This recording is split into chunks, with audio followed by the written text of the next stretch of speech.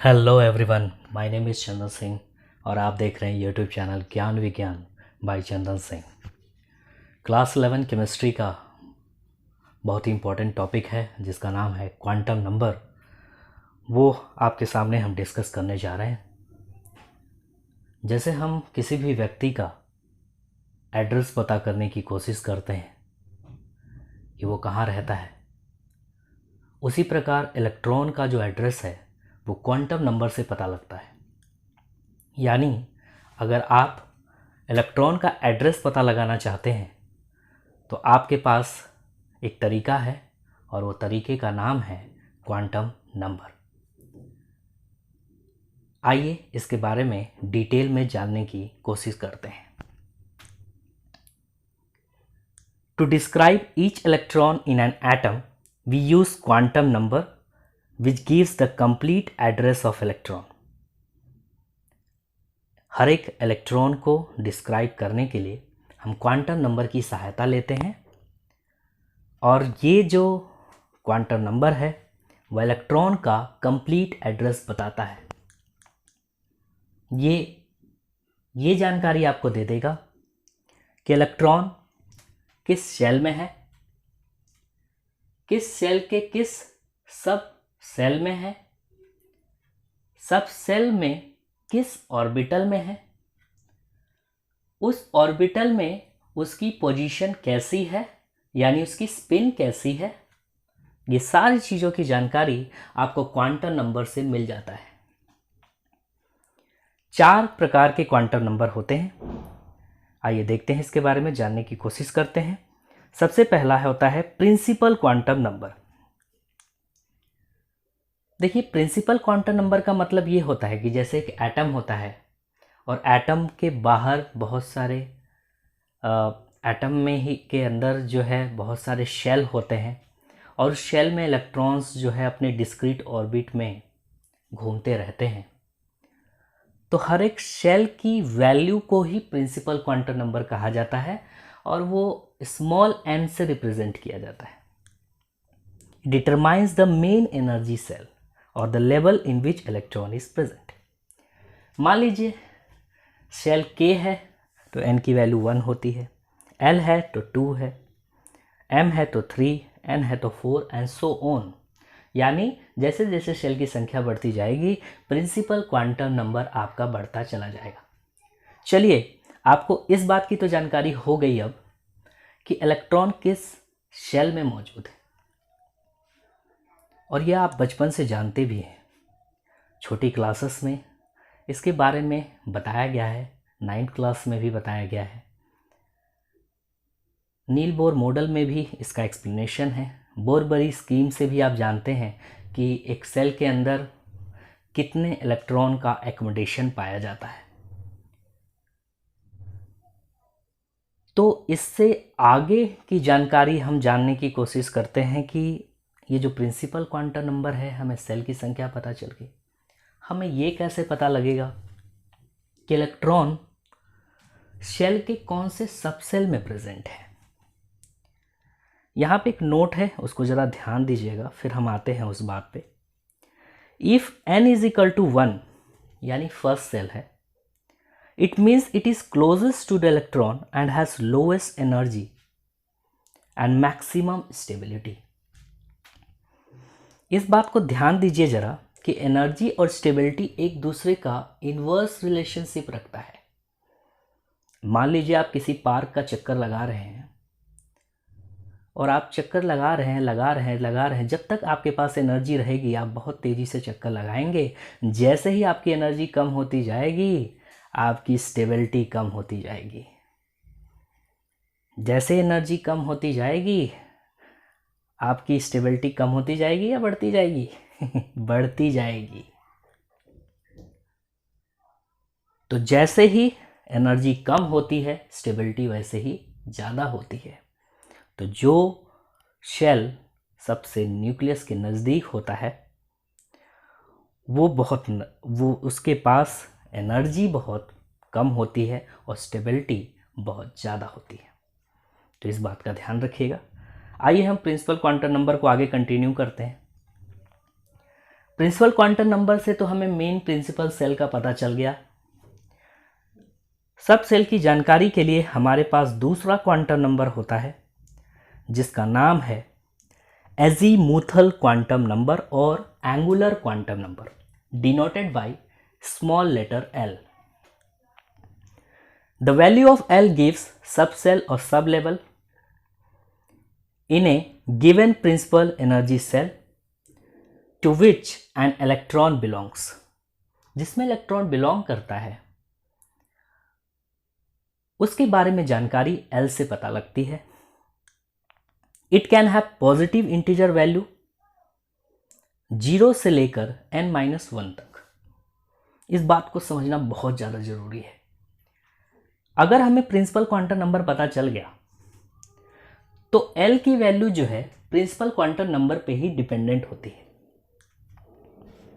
अगर n की value 1 है तो हमारा L की वैल्यू जो होगा उससे एक कम तक हो सकता है, यानी 0। मान लीजिए n की वैल्यू 2 है तो L की वैल्यू क्या क्या हो सकती है? 0 हो सकता है, 1 हो सकता है, 2 नहीं हो सकता। इसीलिए यहाँ पर रिप्रेजेंट किया गया है कि इसकी वैल्यू पॉजिटिव इंटीजर वैल्यू होती है 0 से लेकर n-1 तक, यानी हर एक n के वैल्यू के लिए एक पर्टिकुलर L की वैल्यू रिप्रेजेंट की जा सकती है। यहाँ पर कुछ वैल्यू का डेजिग्नेशन है, देखिए। अब इससे आपको ध्यान भी रखना है और इसे याद भी रखना है आपको कि L की वैल्यू से कैसे हम पता लगा लेंगे कि वो सब सेल क्या है। अगर आपकी L की वैल्यू 0 आती है तो वो सब सेल S होता है, और अगर L की वैल्यू 1 आती है तो वो P सब सेल है, 2 आती है तो D सब सेल है, और 3 आती है तो F सब सेल है। बहुत महत्वपूर्ण जानकारी है, इस बात को हमेशा ध्यान रखना पड़ेगा आपको कि S मतलब L की वैल्यू 0, P मतलब L की वैल्यू 1, D L की वैल्यू 2 और F L की वैल्यू 3 होती है। आइए इस जानकारी को थोड़ा सा और बढ़ाते हैं। जैसा मैंने आपको बताया था कि n की वैल्यू 1 है तो L की वैल्यू 0 से शुरू होती है और n-1 तक होती है, लेकिन जब n की वैल्यू 1 ही है तो 1-1 क्या हो जाएगा? 0 हो जाएगा। तो आपकी L की वैल्यू 0 ही केवल रहेगी, और अगर कोई L की वैल्यू 0 होती है तो आपको पता चल ही गया होगा कि इलेक्ट्रॉन कहाँ रहेगा? S सब सेल में इलेक्ट्रॉन रहेगा। चलिए थोड़ा और जानकारी प्राप्त करते हैं। मान लीजिए कि n की वैल्यू 2 है, तो n की वैल्यू 2 है तो L की वैल्यू 0 से शुरू होगा और n-1 तक खत्म होगा। 0 तो होगा ही होगा। अब n की वैल्यू 2 है तो 2 में से 1 माइनस करिए, 1 आता है, यानी 0 और 1 हो सकता है। 0 का मतलब S सब सेल, 1 का मतलब P सब सेल। तो इस तरह से इलेक्ट्रॉन या तो S सब सेल में हो सकता है या P सब सेल में हो सकता है। इसकी जानकारी के लिए आपके लिए एक टेबल यहाँ पे बना हुआ है। इस टेबल से हम कुछ और जानकारी प्राप्त करने की कोशिश करेंगे। जैसे n की वैल्यू 1 है और L की वैल्यू 0 होगी, पता ही है आपको। तो सब सेल कौन सा हुआ? 1s। ऑर्बिटल की संख्या कितनी हुई? एक ही हुई। अगर मान लीजिए n की वैल्यू 2 आती है तो 2 के लिए L की वैल्यू 0 और 1 होती है। 0 S के लिए होता है और 1 P के लिए होता है, यानी 2s 2p। 2 तो आपको प्रिंसिपल क्वांटम नंबर बताता है। तो इस तरह से ऑर्बिटल की संख्या कितनी होगी? 2। मान लीजिए n की वैल्यू 3 आती है तो उस केस में L की वैल्यू क्या हो सकती है? 0 हो सकता है, 1 हो सकता है, 2 हो सकता है। तो 0 3s, क्योंकि 3 n की वैल्यू है ना, इसीलिए हम 3s लिख रहे हैं। फिर 3p, फिर 3d। और नंबर ऑफ सब सेल्स कितने हो जाएंगे बताइए? 3 सब सेल्स, 3। मान लीजिए n की वैल्यू 4 है तो उस केस में 0 1 2 3 L की वैल्यू हो सकती है। तो सब सेल क्या हो सकते हैं? 4s हो सकता है, 4p हो सकता है, 4d हो सकता है और 4f हो सकता है। ठीक है, और नंबर ऑफ सेल की संख्या कितनी हो जाएगी? 4 हो जाएगी। तो इससे कम से कम आपको ये क्लियर हो गया होगा अब तक कि एक इलेक्ट्रॉन का अगर आपने प्रिंसिपल क्वांटम नंबर पता कर लिया, शेल की संख्या पता कर ली, तो उससे आप एल की वैल्यू पता लगा लेंगे, एजीमुथल क्वांटम नंबर 0 1 2 3 जो भी आता है, उससे आपको सब सेल की जानकारी मिल जाएगी। ठीक है, आइए थोड़ी और जानकारी प्राप्त करने की कोशिश करते हैं अगले क्वांटम नंबर की सहायता से। अगला जो क्वांटम नंबर है उसका नाम है मैग्नेटिक क्वांटम नंबर और उसको स्मॉल m से रिप्रेजेंट किया जाता है। ये क्या डिस्क्राइब करता है? Describes behaviour of electron. ये इलेक्ट्रॉन की बिहेवियर बताता है। कहां पर? मैग्नेटिक फील्ड में। इट गिव्स ऑर्बिटल इंफॉर्मेशन और number of orbital in a given shell. चलिए हमें शेल पता चल गया, सब शेल पता चल गया, लेकिन आप तो जानते ही हैं कि इलेक्ट्रॉन का सबसे छोटा घर ही होता है ना। जैसे हम लोगों के पाए जाने की सबसे ज़्यादा संभावना हमारे घर में होती है, वैसे ही इलेक्ट्रॉन के पाए जाने की सबसे ज़्यादा संभावना उसके ऑर्बिटल में होती है। और इलेक्ट्रॉन का सबसे छोटा घर s होता है, 1 कमरों वाला, 1 ऑर्बिटल। उससे बड़ा घर होता है p, 3 कमरों वाला, 3 ऑर्बिटल। उससे बड़ा घर होता है d ऑर्बिटल, यानी 5 कमरों वाला, जिसमें 5 ऑर्बिटल होते हैं। और फिर f, जिसमें 7 कमरे या 7 ऑर्बिटल पाए जाते हैं। कमरे का मतलब मैंने सिंबलाइज ऐसे किया है कि हर एक ऑर्बिटल को आप एक कमरा कह सकते हैं। तो इस तरीके से आप देखें तो हम सब सेल की जानकारी तो प्राप्त कर ही लिए, लेकिन अगर हमें पता करना हो कि एक पर्टिकुलर n के वैल्यू के लिए कितने ऑर्बिटल एक्चुअली अवेलेबल हैं, तो हमारी जानकारी थोड़ी और बेहतर हो जाएगी। तो यहाँ पर हम देखते हैं कि for a given value of l, हर एक l की वैल्यू के लिए, देखिए प्रिंसिपल क्वांटम नंबर n पे l डिपेंड करता था, अब l पे m डिपेंड करता है, और m की value -l through 0 to +l। बहुत इंपॉर्टेंट बात है, -l से लेकर +l तक जाएगी, लेकिन 0 से होते हुए जाएगी। जैसे नंबर लाइन होता है वैसे, यानी 0 बीच में आएगा। जैसे मान लीजिए n की वैल्यू 3 है, तो l की वैल्यू क्या क्या हो सकती है? 0 हो सकता है, 1 हो सकता है, 2 हो सकता है। सहमत होंगे मेरे बात से आप? तो m की वैल्यू मान लीजिए हम निकालना चाहते हैं 2 के लिए। अगर l की वैल्यू मान लो 2 है, 2 के लिए हम m की वैल्यू निकालना चाहते हैं, तो -2, -1, 0, 1 और 2। तो इस तरह से टोटल ऑर्बिटल की संख्या कितनी होगी बताइए? 5, -2, -1, 0, 1, 2, 5। और d की वैल्यू 2 किसके लिए होती है? d के लिए होती है। तो बात सही है कि नहीं? d ऑर्बिटल के लिए 5 ऑर्बिटल होते हैं, और 5 ऑर्बिटल की जानकारी कौन दे रहा है? मैग्नेटिक क्वांटम नंबर दे रहा है। थोड़ा और डिटेल में जानते हैं एक टेबल की सहायता से। ठीक है, चलिए इस टेबल को देखिए ध्यान से। इस टेबल में देखेंगे तो आप पाएंगे कि n की वैल्यू 1 है तो l की वैल्यू 0 है, और आपको पता ही है m की वैल्यू -l से लेकर +l तक जाती है 0 से होते हुए, लेकिन 0 ही वैल्यू l की है तो m भी 0 ही होगा। सब सेल कौन सा होगा? 1s होगा। इस तरह से नंबर ऑफ सब सेल की संख्या एक ही रहेगी और ऑर्बिटल की संख्या एक ही रहेगी, क्योंकि s तो एक ही कमरे का सेल है, एक ही कमरे का ऑर्बिटल है, सब सेल है। ठीक, 2, अगर n की वैल्यू 2 आती है तो 2 वैल्यू हो सकती है, 0 और 1। 0 का मतलब ये है कि मैग्नेटिक क्वांटम नंबर भी 0 आएगा, तो उस केस में 2s आएगा, ऑर्बिटल की संख्या तो एक ही रहेगी। लेकिन अगर 1 आता है तो आपको m कैसे लिखोगे? -1, 0, फिर 1 लिखोगे। इस तरह से ये जो ऑर्बिटल होगा 2p, लेकिन इसमें संख्या कितनी ऑर्बिटल की होगी? 3। यानी दूसरे सेल में कितने ऑर्बिटल हो गए? 4 ऑर्बिटल हो गए। उसी तरह से तीसरे सब सेल में l की वैल्यू 0, 1, 2 हो सकती है। अगर L की वैल्यू 0 है तो M की वैल्यू भी 0 होगी, 3s सब सेल एक ऑर्बिटल। अगर L की वैल्यू 1 है तो M की वैल्यू -1, 0 और 1 होगी, 3p ऑर्बिटल, ऑर्बिटल की संख्या 3 हो गई। और अगर N की वैल्यू आपकी 3 ही रहे और L की वैल्यू 2 हो तो उस केस में ऑर्बिटल की संख्या 5 हो जाएगी, यानी 3d। 5, 3, 8 + 1 9, यानी तीसरे सब सेल में टोटल ऑर्बिटल कितने हो सकते हैं? 9 हो सकते हैं। आप इसको ऐसे एक फॉर्मूले के तौर पे भी याद कर सकते हैं, n का स्क्वायर।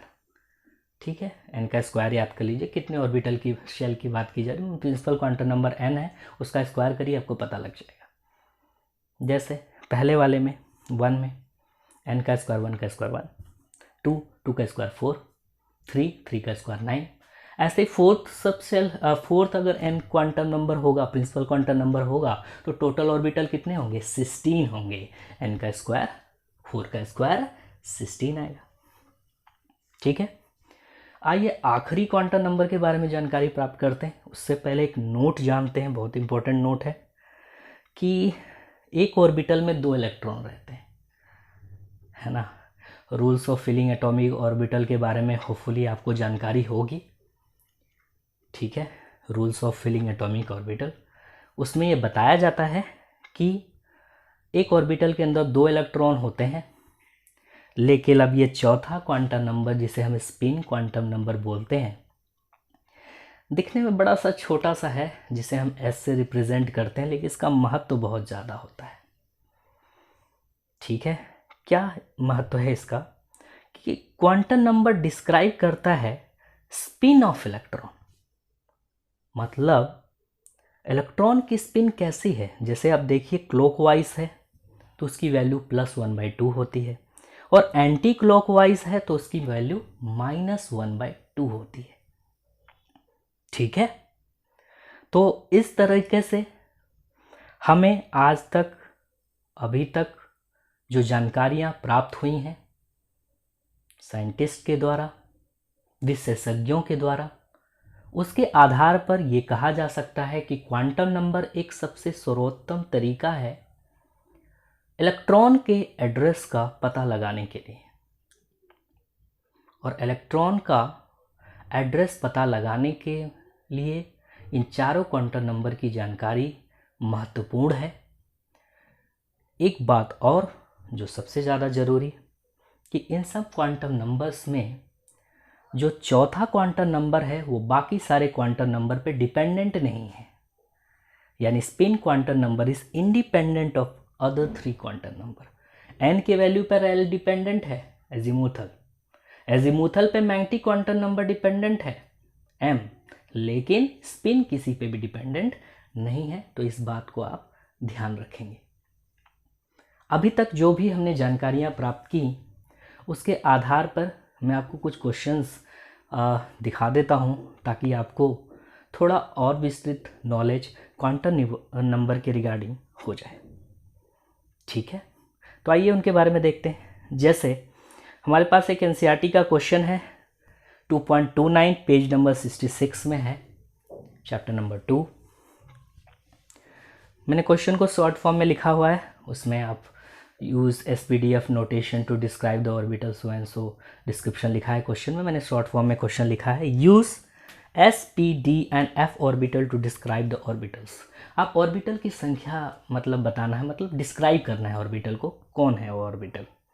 जैसे पहला क्वेश्चन ले लीजिए, n की वैल्यू 1 है और l की वैल्यू 0 होती है, तो अब बताओ n की वैल्यू 1 है तो शेल तो 1 हो गया।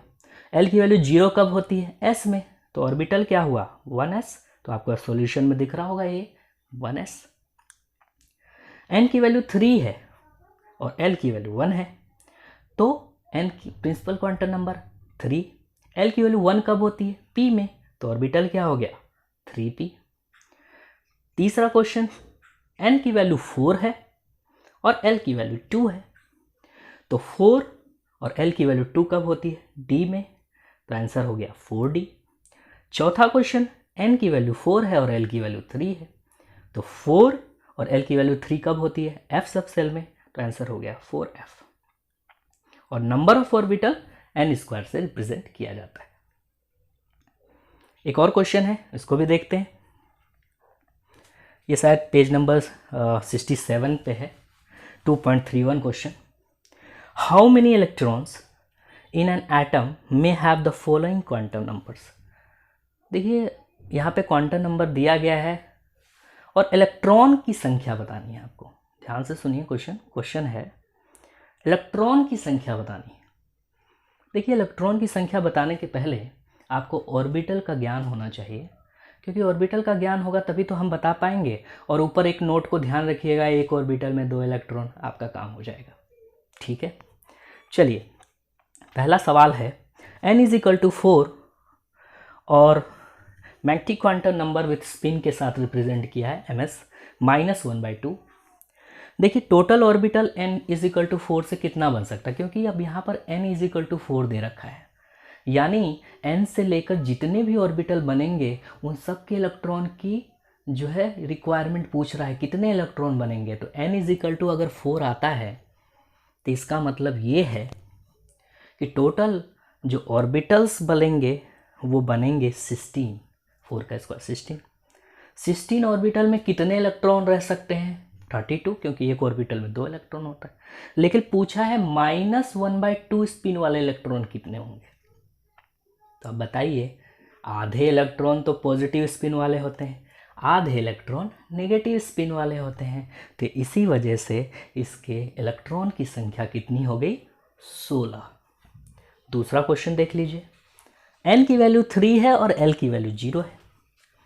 तो इसका मतलब है कि आपको ऑर्बिटल तो पहले से ही पता है कि क्योंकि l की वैल्यू अगर दे दिया तो आप एक पर्टिकुलर ऑर्बिटल पे ही रुक जाते हैं, है ना, क्योंकि l की वैल्यू एक पर्टिकुलर सबसेल के लिए फिक्स है। जैसे s के लिए l की वैल्यू 0 होती है, इसी वजह से 3s हो गया। और टोटल इलेक्ट्रॉन की संख्या कितनी हो गई, 2 हो गई। क्यों, क्योंकि यहाँ पे पॉजिटिव निगेटिव कुछ भी पूछा नहीं है, स्पिन नहीं दे रखा है। तो इसी वजह से टोटल इलेक्ट्रॉन कितने पड़ेंगे, एक s में कितने इलेक्ट्रॉन होंगे, 2 इलेक्ट्रॉन होंगे। थोड़ी सी और जानकारी बस प्राप्त करते हैं। मैं जानता हूँ थोड़ा सा वीडियो लेंथी हो गया है, लेकिन महत्वपूर्ण जानकारी है, तो थोड़ा सा 2 मिनट और बनिए साथ, ताकि और थोड़ी जानकारी क्वांटम नंबर के रिगार्डिंग प्राप्त कर सकें। Find the total number of orbitals. देखिए n = 3 है, तो l की वैल्यू क्या हो सकती है, 0 हो सकती है, 1 हो सकती है, 2 हो सकता है। अगर l की वैल्यू 0 है तो मैग्नेटिक क्वांटम नंबर कितना आएगा, 0 आएगा। ऑर्बिटल की संख्या कितनी होगी, 1। अगर l की वैल्यू 1 है तो मैग्नेटिक क्वांटम नंबर -1, 0 और 1, तो क्वांटम नंबर की संख्या कितनी होगी, टोटल 3। l की वैल्यू अगर 2 है तो आपको मैग्नेटिक क्वांटम नंबर -2, -1, 0, 1, 2, यानी टोटल ऑर्बिटल 5। टोटल ऑर्बिटल आप गिनेंगे 5, 3 और 1, तो टोटल ऑर्बिटल आ जाएंगे 9। इसीलिए n जो होता है 3, उससे टोटल ऑर्बिटल की संख्या, कभी पूछ सकता है कि n की वैल्यू दे रखी है, बताओ टोटल ऑर्बिटल कितने होंगे, टोटल ऑर्बिटल 9 होंगे। कोई पूछेगा प्रूव करके दिखाओ, तो ऐसे करो, ऐसा है कि n की वैल्यू अगर 3 है तो l की वैल्यू 0 होगी, 1 होगी, 2 होगी। 0 होगी तो मैग्नेटिक क्वांटम नंबर 0 होगा, तो 1 ऑर्बिटल हो गया। और अगर आपका l की वैल्यू 1 हो गई तो 3 ऑर्बिटल हो गए, और अगर l की वैल्यू 2 हो गया तो 5 ऑर्बिटल हो गए, टोटल ऑर्बिटल 9 हो गए। इसी तरह से आप 4 के लिए भी बता देंगे, है कि नहीं। 4 के लिए l की वैल्यू क्या हो सकती है, 0 हो जाएगा, 1 हो जाएगा, 2 हो जाएगा, 3 हो जाएगा, 4 तो होगा नहीं, क्योंकि n-1 तक होता है। 0 के लिए 1 ऑर्बिटल, और 1 के लिए 3 ऑर्बिटल आपके, 2 के लिए 5 ऑर्बिटल, और 3 के लिए 7 ऑर्बिटल, टोटल ऑर्बिटल 16। तो इस तरह से आप बता भी सकते हैं कि कितने ऑर्बिटल होंगे n का स्क्वायर फॉर्मूला लगाकर। अगर कोई डिस्क्राइब करने के लिए बोले कि बताओ, गिन के बताओ, एक्सप्लेन करके बताओ, प्रूफ करके बताओ कि कितने ऑर्बिटल हैं, तो भी आप बता सकते हैं। तो होपफुली उम्मीद करता हूँ कि आपको ये वीडियो बहुत अच्छा लगा होगा। अगर आपको वीडियो अच्छा लगा है तो लाइक करिए, शेयर करिए, सब्सक्राइब करिए। Thank you so much.